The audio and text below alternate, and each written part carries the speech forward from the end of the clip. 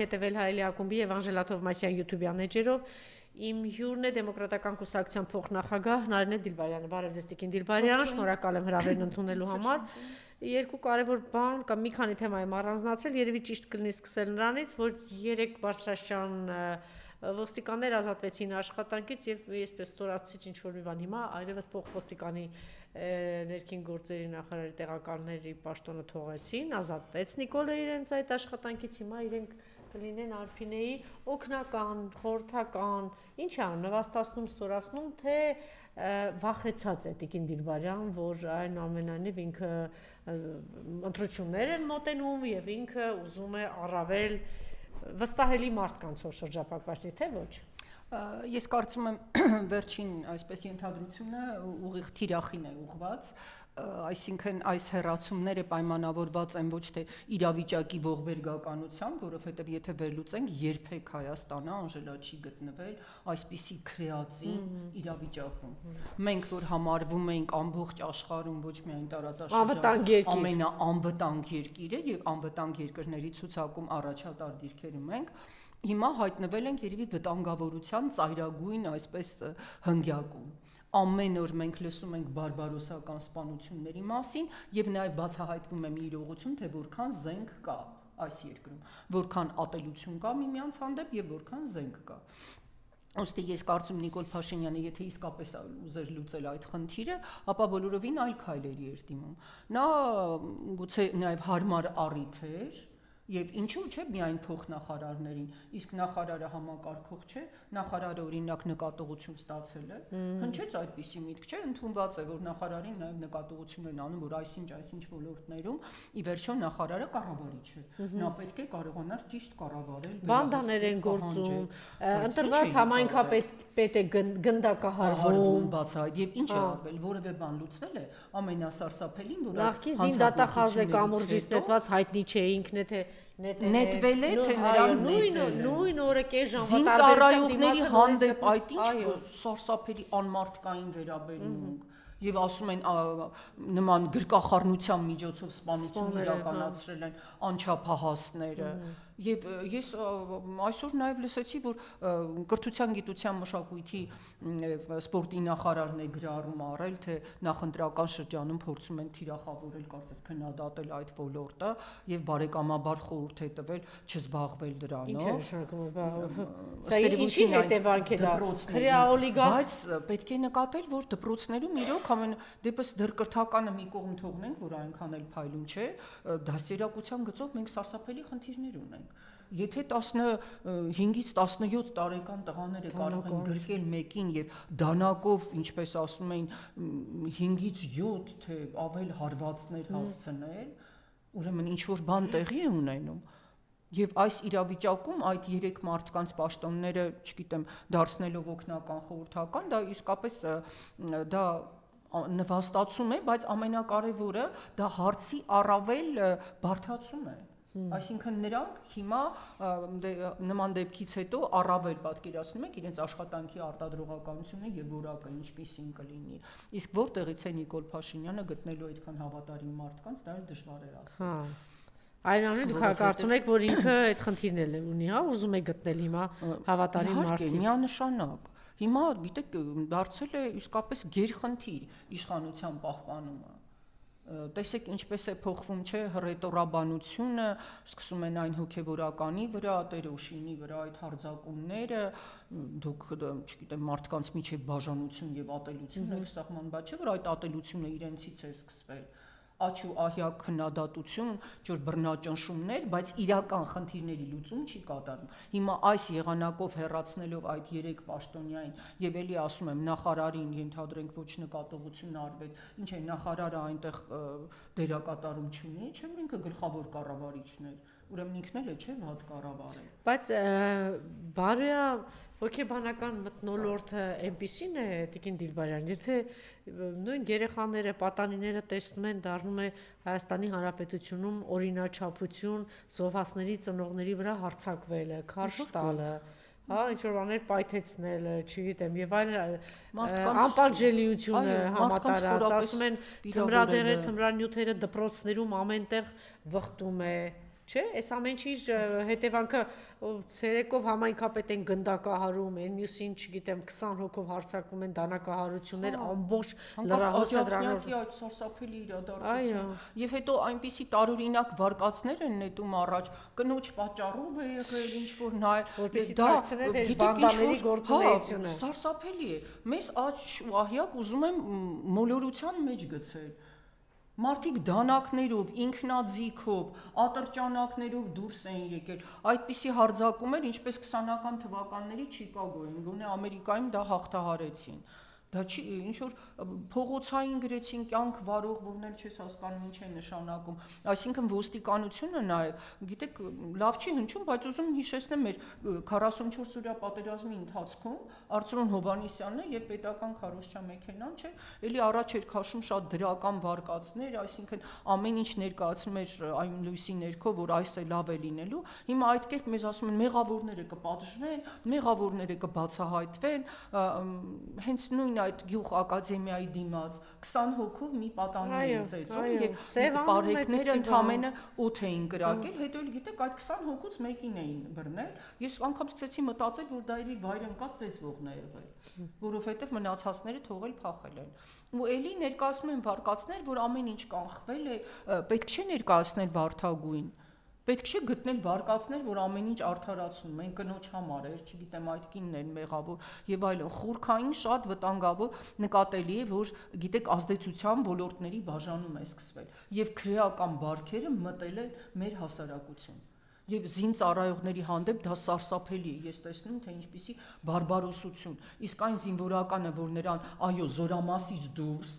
բայց այնպեսի դաժանությամբ էին ծեծել, որ նրա անգամ մեկ աչքը բժիշկները ստիպված էին եղել հեռացնել եւ հիմա պայքարում են նրա կյանքի համար։ Պաշտպանության նախարարությունը միշտ լռում է կամ էլի գտնում է ինչ-որ արդարացումներ, որ դա, չգիտեմ, զորամասից դուրս է եղել, բայց զորամասից դուրս զինվորի կյանքը չի ավարտվում։ Իսկ իրենք ինչ արեցին, գնդերեցների, չէ, այդ ծառայությունը լուծարվեց, իսկ գնդերեցները գուցե այն մարդիկ էին, ու մոտ գնալով կարող էին այդ, չգիտեմ, տվայի տանկների մեջ հայտնված երիտասարդները գոնե գտնել ինչ-որ հանգստություն, խաղաղություն։ Դրա փոխարեն միայն կատաղի մրցակցություն, միմյանց ուժը միայն ինձ կարելի է, այստեղ ասողը ես եմ, այդ գիտեք, ասողների մի սարսափելի բանակ է ձևավորվել։ Բայց մնացածներն էլ պատրաստ չեն, չէ՞։ Եվ դա ինչի հետևանք է։ Դա հետևանք է այն բանի, որ մեզ մոտ հենց նույն տիպի բռնատիրական հարաբերություններ են տարածվում։ Հասկանում եք, սկզբից Ռուբինյանը ասում է, որ մենք թույլ չենք տալու, որ այս ինչները ընտրվեն, բայց ինչպես կարելի է ժողովրդավարության երկրում։ Դու ինչպես կարող ես ասել մենք թույլ չենք տալու։ Եվ ընդհանրապես այդ կարգախոսը միայն բռնատիրությանն է բնորոշ։ Ես կամ մենք թույլ չենք տալու։ Իրենք իրավունք չունեն որևէ բան թույլ չտալու։ Եվ հետո գիտեք այդ թերի այլախոսությամբ նաև սպառնալիքները, օրինակ հակակոռուպցիոնի ղեկավարը հայտարարում, մարտի 1-ի հետ կապված մենք նոր բացահայտումներ ենք կատարել։ Եվ փակագծերը չի բացում։ Իսկ Արցախը ծախելու հետ կապված օրինակ հարցեր չունեն։ Չէ, 10,000 զոհերի հետ կապված բացահայտումներ չունեն։ Հայաստանի Հանրապետությունից տարածքներ ազատելու հետ կապված ունենք բացահայտումներ, այսքան սպանությունների, հանցագործությունների բացահայտումներ ունենք։ Արցախի հայաթափման համար մեղավորների բացահայտում կա, ինչպես եղավ դա, որ ասում էին անջատում հանուն։ Լավ, Սյունիքի տարածքները, հետո ասում են բաներ, Հայաստանի Հանրապետության տարածքները։ Ջերմուկի դեպքերի ունենք։ Մի զեկույց կար 44 օրյա այդ պատերազմի մասին Անդրանիկ Քոչարյանի ղեկավարած հանձնաժողովով, բայց դրա զեկույցը գաղտնագրված է։ Երկու բան կա, չէ՞, կամ սարսափելի թալան է տեղի ունենում, կամ սարսափելի տգետների, տխմարների կույտ է հավաքված, որ արտաքին պարտքը երկրի մեծանում է, կյանքի բարելավորակը խիստ ցածրանում է։ Ուրեմն երկու բան կա, չէ՞, կամ դուք թալանչիներ եք,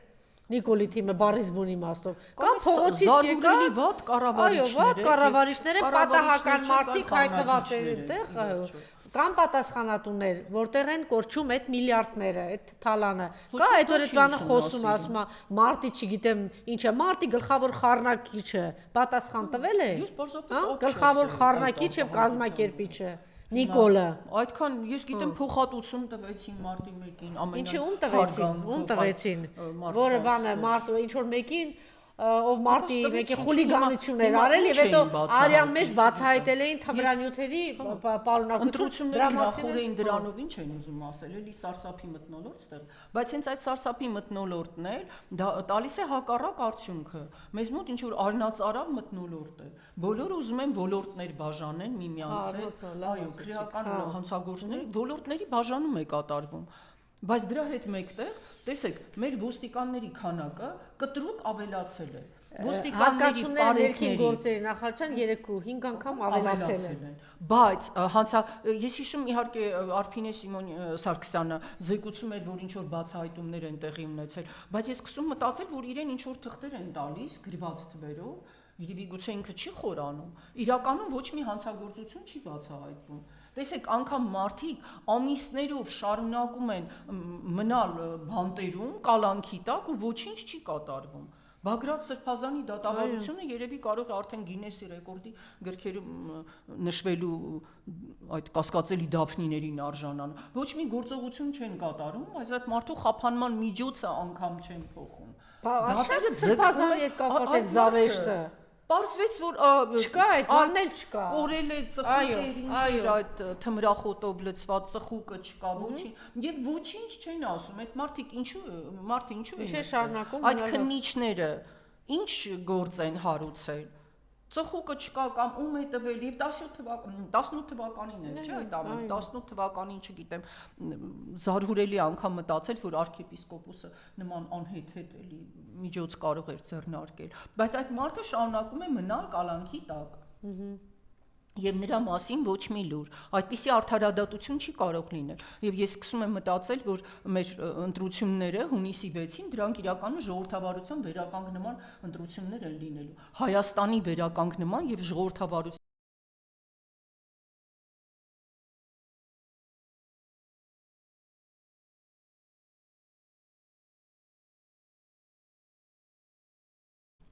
Վիդեոն թող գնա։ Դեմ ընդգծված բացական արտահայտություններով, որ նա պետք է հեռանա եւ այլն, թե ինչ կապ ունի Տերոշինի արտահայտած դիրքորոշումը վերաբար հայրապետի, բայց ոչ։ Իրենք ուղիղ կապեցին դա իրենց այժմյան քաղաքականության հետ, ուղիղ կապը տվեցին, որտեղ դա իրենց համար առիթ էր ավելորդ անգամ խոսել այդ թեմայից եւ ասել, որ վերաբար պետք է հեռանա։ Ազգային ժողովի փոխնախագահն այսօր լրագրողների հետ զրույցում ասել է, թե որևէ քահանա իրավունք չունի եկեղեցում մարդկանց տարբերակել, ըստ նրանց քաղաքական հայացքների։ Ես քահանայի տեսակետ հայտնելու համար ոչինչ չեմ ասել, ես ասել եմ, որ որևէ քահանա եւ շարունակում եմ ասել, որ որևէ քահանա իրավունք չունի եկեղեցում մարդուն խտրականության ենթարկել պայմանավորված վերջինիս քաղաքական հայացքներով կամ կուսակցական պատկանելությամբ։ Ես ոնց կամ բոլորը Տերոշին քահանան հայլուրին հայտնել է, որ հայ առաքելական եկեղեցում պսակադրվել ցանկացողների հետ քահանաները նախապես զրուցում են։ Հստակեցնում, որ կնքահայր չեն կարող լինել կանայք, անչափահասները, անհավատները, այլադավանները։ Եկեղեցին այլադավան է համարում նաև նրանց, ովքեր մերժում են Գարեգին II-ին եւ չեն ընդունում նրան որպես ամենայն հայոց հայրապետ։ Միայն կաթողիկոսին Ավազանի անունով դիմելը հերիք է, որ մարդը այլադավան համարվի, ասում են հոգևորականները։ Իսկ ԿՊԱ-ականները, այդ թվում ազգային ժողովի փոխնախագահ Ռուբեն Ռուբինյանը, իրենց ֆեյսբուքյան գրառումներում, հարցազրույցներում Գարեգին II-ին դիմում են Ավազանի անունով։ Դա որևէ կերպ իրենց քաղաքական դիրքորոշման հետ կապ չունի։ Եթե իրենք հավաքական կերպարով ՔՊ են, ասել են ՔՊ։ Հիմա այս բանում համար է գաղտնիք, որ ՔՊ-ն եկեղեցու դեմ է, եկեղեցին ոչնչացնելու դեմ գործընթաց է սկսել։ Կարծում եմ, որևէ մեկի համար դա գաղտնիք չէ, իդեմս Հայաստանի Հանրապետության վարչապետ Նիկոլ Փաշինյանն է։ Փաստաբանին զարմացնում է հատկապես այն, որ Ռուբեն Ռուբինյանը սպառնալից է խոսել իրեն պսակադրած քահանայի Տերոշինի հետ, չնայած կռահում է դրա պատճառները։ ԿՊ-ի ոչն է, հաշվի առնելով տեսնելու սպառնալիքին կամ ստատուսին, անմիջապես հետևում են գործողություններ, չէ՞։ Վարչապետները սիրում այդպես ստատուս է գրում եւ հետևից սկսվում է գործողությունների շղթան։ Ռուբինյանի դեմ դատական հայտ դեռ չի ներկայացրել փաստաբան Արմինե Խանյանը։ Կդիմեն դատարան միայն եթե Տերոշինը ցանկանա։ Լանա Համբարձումյան։ Ես կուզենայի, չէ, նշեց այսպիսի հարցադրում շատ դանդաղ տոնով, որ ոչ մի քահանա իրավունք չունի, բայց մենք էլ ներկայացնենք հակառակ հարցադրումը, ոչ մի ազգային ժողովի խոսնակ իրավունք չունի վեհափառ կաթողիկոսին դիմել այդպիսի վիրավորական արտահայտությամբ, այն էլ որպես պատրվակ օգտագործելով ինչ-որ ենթադրյալ զրույց։ Եվ իրավունք վերապահում գնում այնտեղ հարցեր ճշտելու, գնալ, սպառնալու, սպառնալ։ Ըստ էության ինքը խոսում է Տեր Օշինի իրավունքների մասին, բայց մոռանալով իր սեփական իրավունքը լինել պաշտոնյա, դա չի նշանակում մարդկանց սպառնալ, եւ նաեւ այս դեպքում ես կուզենայի շեշտադրել մի երևույթ։ Նիկոլ Փաշինյանը թերևս միակ խոշոր արշավը, որ առայժմ պարտվել է այս 18 թվականից հետո, դա հայ առաքելական Սուրբ եկեղեցու դեմ սանձազերծած արշավն է։ Եվ նրանք ոչ մի կերպ դա չեն կարողանում մոռանալ եւ անգամ այնպիսի առիթներով որտեղ իրոք ոչ մի վեհափառը դերակատարում չունի, չեն կարող չէ իրենք ասել որ դա վեհափառի, չգիտեմ, կոնդակն է կամ ինչն է, նրանք անընդհատ հայտարարում են, կարծես սրբազան մանտրա լինի, վեհափառը պետք է հեռանա, այն էլ իրենց այդ քամահրական տոնով ասված աշխարհիկ անունով։ Դա զարմանալի, գիտեք, տգեղ եւ իրականում արդեն չգործող քայլ է։ Ցանկացած արժանապատիվ երկրի խորհրդարանի արժանապատիվ փոխխոսնակ չէր իջնի խոսույթի այդ մակարդակին, այն էլ այն քահանայի հանդեպ, որը ըստ էության նրան պսակադրել է, օրհնել է իր ամուսնությունը,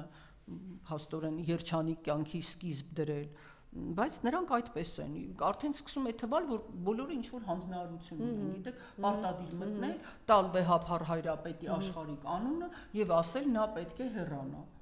Բայց ենթադրենք ընդդիմության մեջ ամեն վարքյան այդ նույն ձևով չեն ասում, չէ, որ դուք պետք է հեռանաք, քննադատում են ձեր չնայած ակնհայտ է այդ դժգոհությունը, որը ձևավորվում է։ Այսինքն բացարձակ անընդունելի եւ իսկապես սպառնալի մթնոլորտ է։ Այսօր հայտարարեց, որ դե գիտեք ինչ արեց, ինքը սկզբում ասեց լավ եմ անում, որ պարգևավճարներ եմ տալիս, ընդորում դա 3 չէր, միայն 3 չէ, առաջորդը չէր, այսօր չէ, վստահ եմ, որ վաղնել է լինելու 8-9 տարի շարունակ, իրենք այդպես միլիոններ ուղակի բաշխում են, տալիս են պարգևավճարներ, անգամ անամոթաբար հիշում եք Սփյուռքից եկած օգնությունը պատերազմի ժամանակ դա էլ իրենք տվեցին 100 միլիոնն էլ իր թիմի մեջ բաժանեց, հետո ասեցին լավ են կարել, խոստացել էին եւ առաջին եւ երկրորդ ընտրության ժամանակ որ թոշակները բարձրացնեն, բայց եկավ պահը եւ մոտավորապես ասեց որ իրենք մտավոր հետամնացներ են եւ չգիտեն ինչպես պիտի ծախսեն իրենց 10,000 դրամը։ Հիմա որոշել է որ 30 քանի հազար ստացող թոշակառուներին պիտի 10,000 դրամով բարձրացնի 2 ամիս առաջ ընտրություններից առաջ։ Խնդրեմ։ Վախեցած է, կաշառում է, փաստորեն է որ ասում են մենք հաղթել ենք, մենք կրած ունենք, չէ, ինքը շատ լավ հասկացավ, որ թոշակառուները այնպիսի ապտակ տվեցին իրենց, ինքը այս շրջանում այնքան մի անգամ խոսել ենք մեր քննարկումներից մեկի ժամանակ, որ ինքը զարհուրելի սխալներ է կատարում։ Հիմա ես կարծում այդ քաղ տեխնոլոգների խումբը իրեն խորհուրդ է տվել մասամբ շտկել եւ նվազագույն, այսպես ողբերգականորեն ցածր թոշակ ստացողներին տալ լրացուցիչ այդ 10,000։ Բայց էլի դուք պիտի գրանցվեք, գնաք բան այո, մնացած եկեք հասկանանք, որ շատ կենսաթոշակառուներ նաև կարող է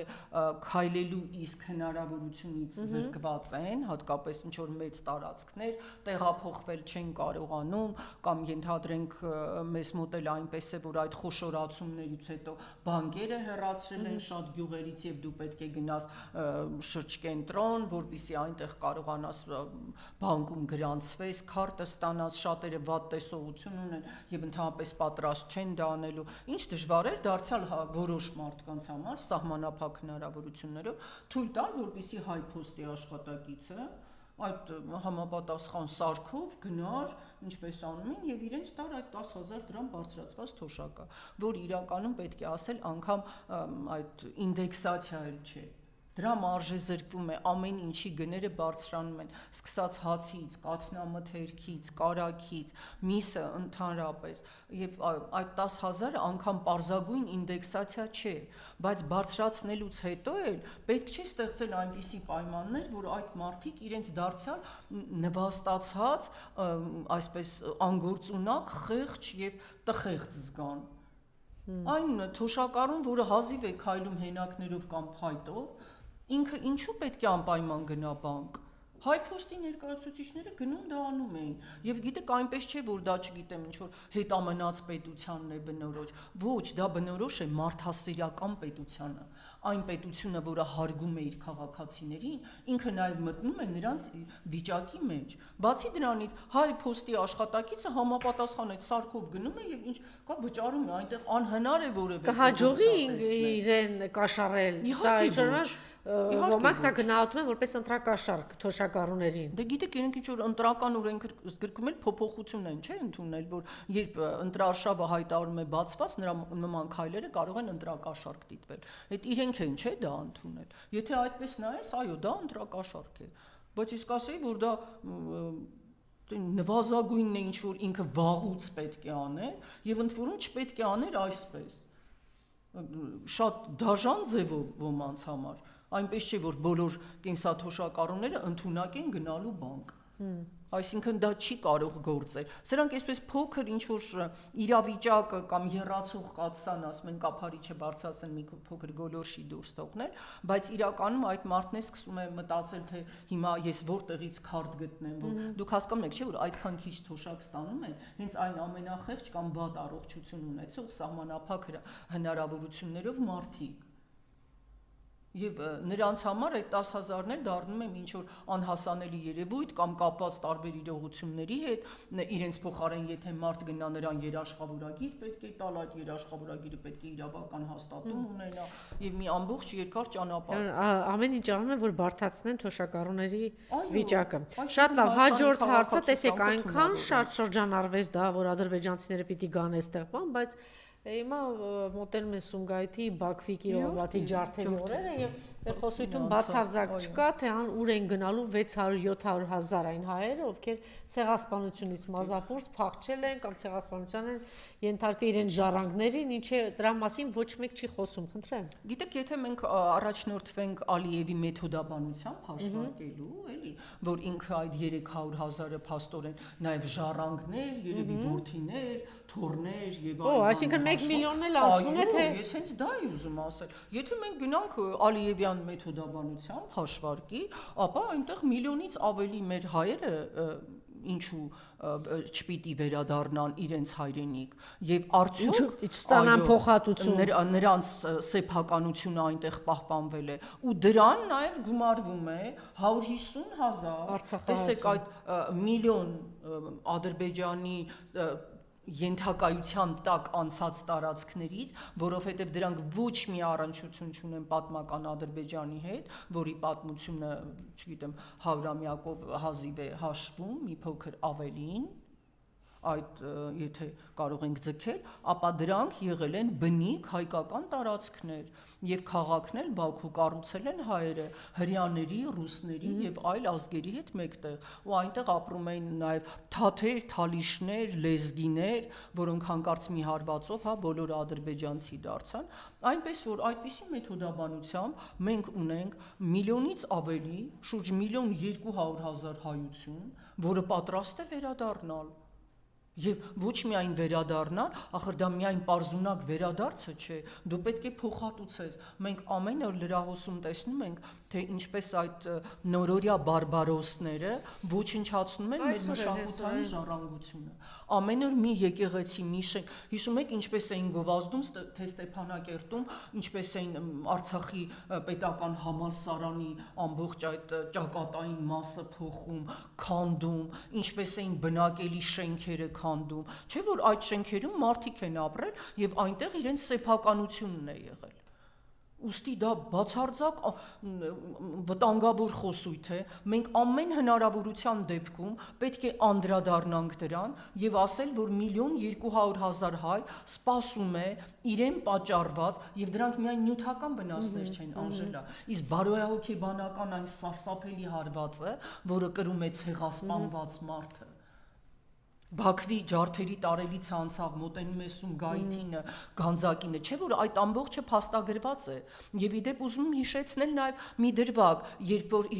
ասացին թե գերիների մասին ձեզ J.D. Vance-ը հարցրել է, ինչի մասին էր խոսում Ալիևը, ինչ որ Նյուրնբերգի նացիստների, բայց ինքը մոռանում է այն մասին, որ միջազգային քրեական դատարանը քանի որոշում է կայացրել, որ դեռ միայն բլոկադայի շրջափակման ժամանակ այդ բլոկադան ինքնին ցեղասպանական գործունեություն էր, որովհետև այդ շրջափակման պատճառով ամբողջ այդ ցրտին նաև էլեկտրաէներգիայից, գազից զրկված արցախցիները ոչ հաց ունեին եւ ոչ տարական սննդամթերք եւ հղի կանայք, երեխաներ, այդ ամբողջը ցեղասպանությունների վերաբերյալ կոնվենցիայով համարվում է ցեղասպանություն եւ միջազգային քրեական դատարանի հիմնադիր դատախազ Մորիս Օկամպոն ցուցակ է ներկայացրել, որտեղ հայերի դեմ գործած հանցագործությունների համար առաջին թիվ 1 պատասխանատուն հենց միջազգային քրեական դատարանի առաջ Իլհամ Հեյդարի Ալիևն է եւ այնուհետեւ այդ ցուցակում գալիս են 15 մարդիկ, որոնք իրականացրել են ցեղասպանական գործողություններ։ Ինքը մոռացել է այդ ցուցակի մասին, որ մեր ըստ էության միջազգայինորեն ճանաչված ինքնորոշման իրավունքը իրացրած եւ իրենց կյանքի անվտանգության համար պայքարած Արցախի չճանաչված հանրապետության առաջնորդներին նացիստ է համարում։ Ինքն է թիվ 1 նացիստը, որ նաև բանտե իհարկե, եւ բանտերում ինքը այն նույն ֆաշիստական պայմաններն է ստեղծել։ Մոռացել ենք, ինչպես այո, մոռացել ենք, ինչպիսի դեմք ուներ Ռուբեն Վարդանյանը ճակատի այս ամբողջ վերքերը։ Մոռացել ենք, որ նայում ենք Դավիթ Բաբայանին, Բակո Սահակյանին, մնացած բոլորի Իշխանյան Դավիթին, ում թվարկես, նրանք բոլորը խոշտանգված եւ դա միայն հոգեբանական խոշտանգում չէ, բայց տեսեք ինչ ահաբեկչություն է, էլի մեր այդպիսի արտահայտ ու մեր պետությունը ամենասարսափելի։ Ես պետք է ասեմ, միասին շարժումը նաեւ այդ առիթով հայտարարություն է արել, այն իշխանությունը, որը չի արձագանքում նման մեղադրանքին, թե իբր դա Նյուրնբերգից դառնում է մասնակից։ Իհարկե, ինքը դառնում է ոչ թե ակամայից, ուղղակի մասնակից եւ պատասխանատու այդ ամբողջի համար։ Եվ պետք է չկա, չէ՞ Նիկոլի կողմից որևէ պատասխան չի ինչ է։ Ես համառորեն սպասում եմ ասել, որ ինչ կապ ունի այստեղ Սումգայիթի, Բաքվի, Կիրովաբադի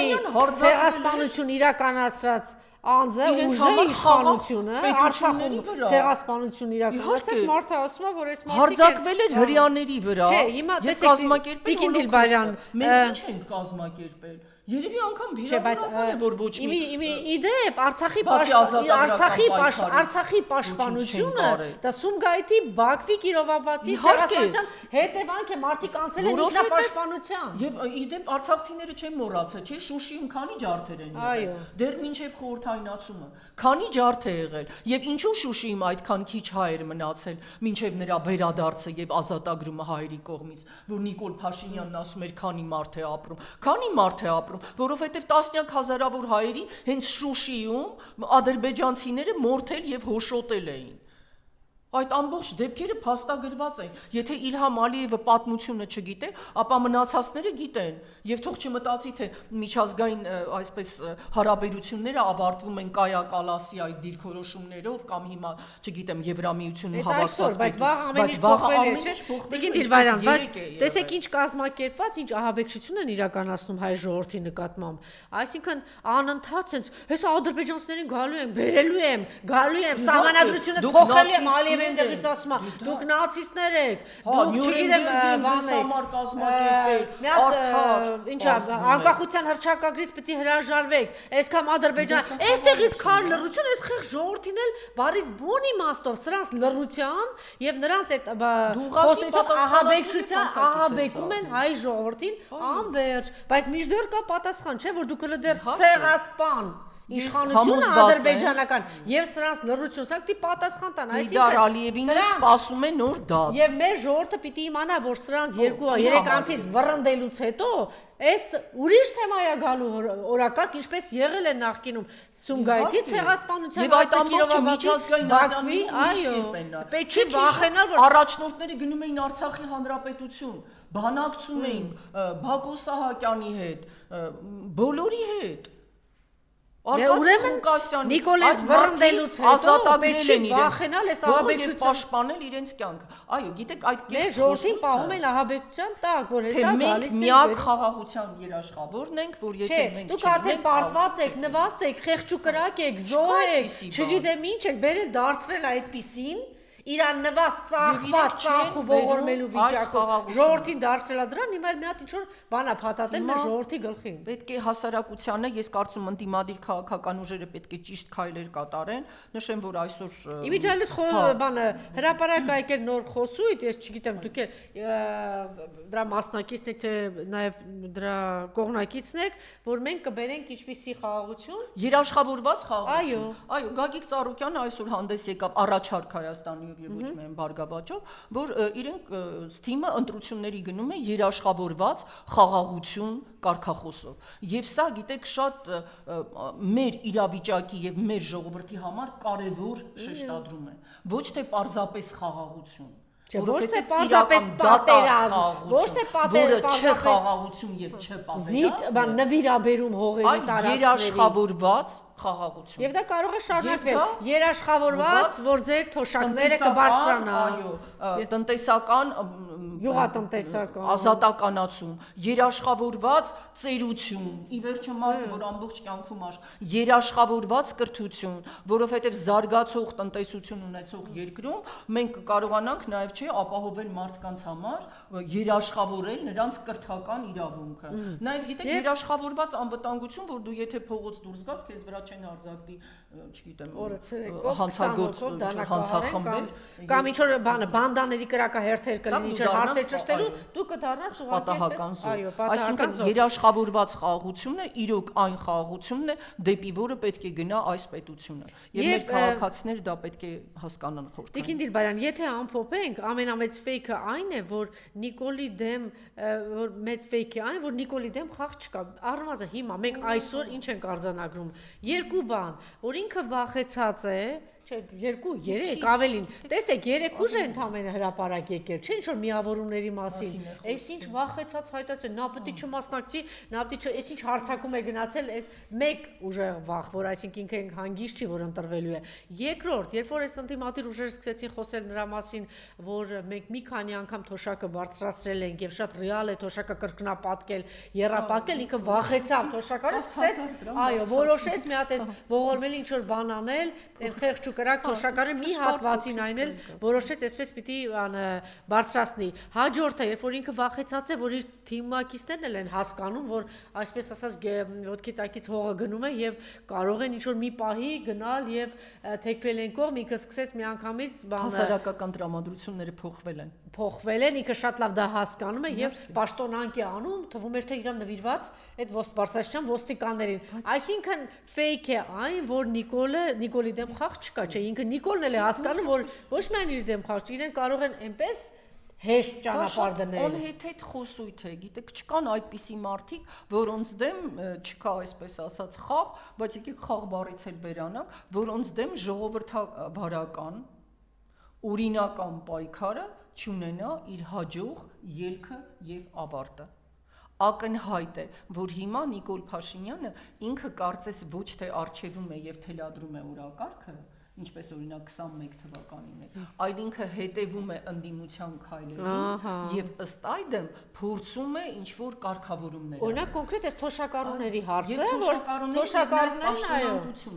տեսեք, ամբողջ ենթադրենք ընդդիմադիր մամուլը եւ ընդդիմադիր գործիչները սկսեցին եւ վերլուծաբանները սկսեցին արձանագրել, որ Հայաստանը հայտնվել է հանցագործության այսպես ճիրաններում եւ բացարձակ ոստիկանությունը ոչինչ չի կատարում։ Վախենալով այդ դժգոհությունից ինքը հեռացրեց աշխատանքից միայն նրանց, ում հանդեպ երևի ուներ ինչ որ կասկածներ, որ իրենք գուցե այնքան էլ հիմա պետք է պահանջեն գերիների հարցը եւ Սումգայիթի, Բաքվի ջարդերի մենք պիտի պահանջենք առաջին հերթին գերիների հարցը այն օրակարգին, որը համաժողովրդական է։ Իսկ հիմա մեր համաժողովրդական օրակարգը դա է պահանջում։ Չի կարող լինել երաշխավորված խաղաղություն, երբ մեր գերիները այնտեղ ենթարկվում են խոշտանգումների եւ զրկանքների, ցեղասպանին չի կարելի ամեն ինչ զիջել։